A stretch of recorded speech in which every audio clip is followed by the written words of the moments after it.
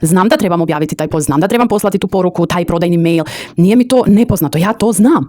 Pa šta je onda? Nešto sam razmišljala prije neki dan, a ima veze ili je u vezi sa zašto mi stalno mislimo da nam fali neka informacija, da mi nešto kad bi upisali neki program ili nešto kad bi napravili, tada bi znali sve i onda bi nam krenulo kako nas svi ostali naravno. Pa čitamo, gledamo, slušamo, istraživamo, a onda me uhvati pa čekaj malo, pa ja to već znam, ja to sve znam. Znam da trebam objaviti taj post, znam da trebam poslati tu poruku, taj prodajni mail.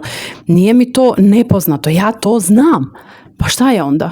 Ništa mi nije falilo i ništa mi nije trebalo. Nego bilo je razlika u razmaku između onoga što znam i imam u glavi i onoga što se stvarno događa tokom dana. I taj razmak ne zatvara novi kurs, niti nova knjiga, niti ništa, nego zatvara jedan mali korak, jedna mala akcija koju ćeš odraditi danas.